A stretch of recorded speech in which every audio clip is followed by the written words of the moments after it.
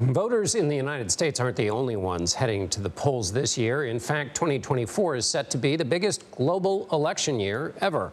More than 64 countries are holding a national election. That accounts for more than half of the world's population.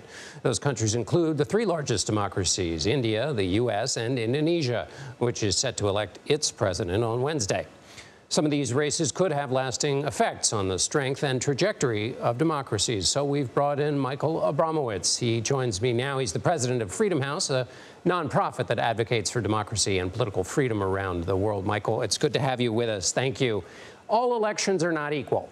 So of these dozens of countries having elections, how do you sort them and how do you think about the overall health of democracy? Well, thanks so very much for having me, John. There are some 70-odd countries that are having elections, so to some extent the world is going to the polls.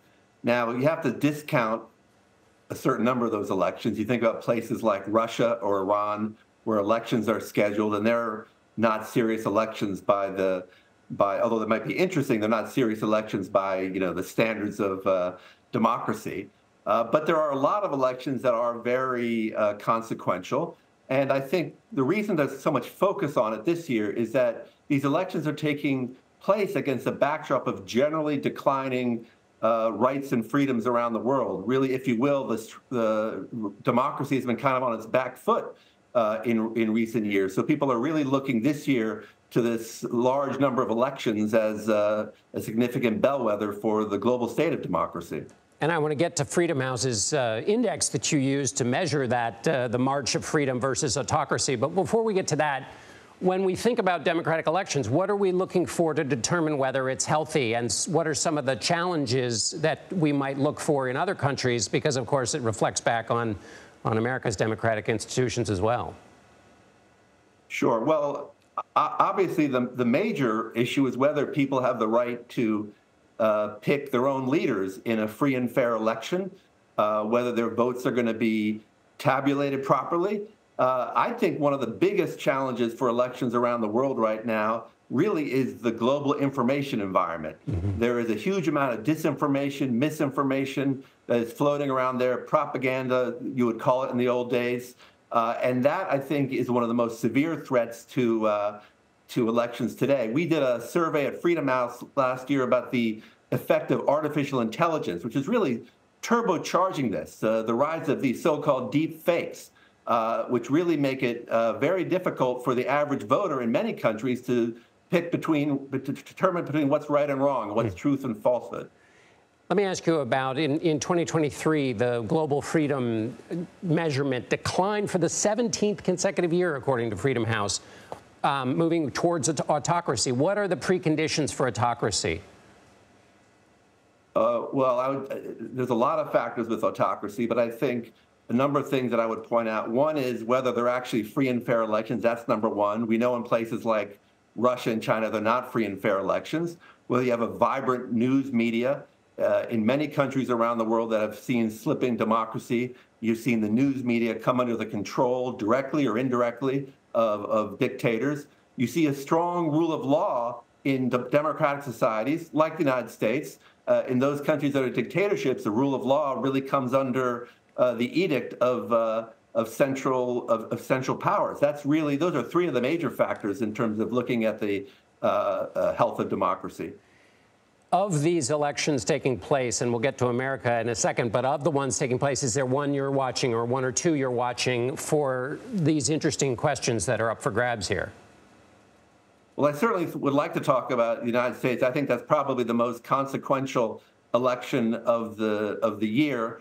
I do think there have been some interesting stories already in elections that we've been watching very carefully. One of them was Taiwan. Taiwan is one of the freest countries in the world. They do very well by Freedom House scores. There was an election in January. It was fiercely competitive.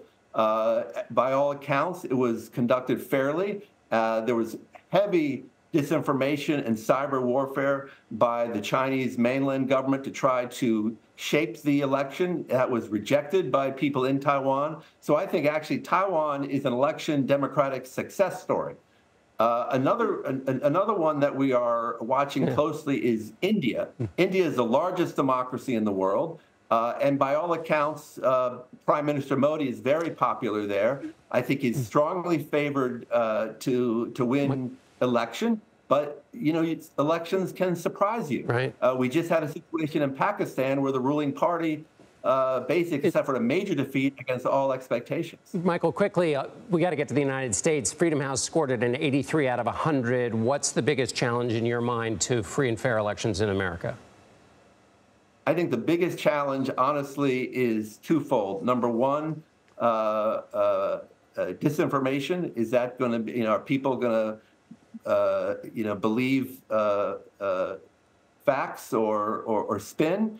And I think the other thing is really whether what I would say election denialism. Are people going to accept the results of the election? In 2000, large portions of our society, egged on by one of the candidates, refused to accept the results of the election, which really, by all independent accounts, were free and fair. That's a major problem for democracy. And by the way, we're not alone in that. You see around the world other forces trying to really deny the results of election if it doesn't go their way. To me, that's really important. The great thing about a democracy like the United States is that if you lose the election, you can come back in 4 years and make a case for yourself and win. But if you basically don't accept that the election is fair, when it's by all accounts fair, that really presents a very serious problem. It causes people to lose faith in democracy.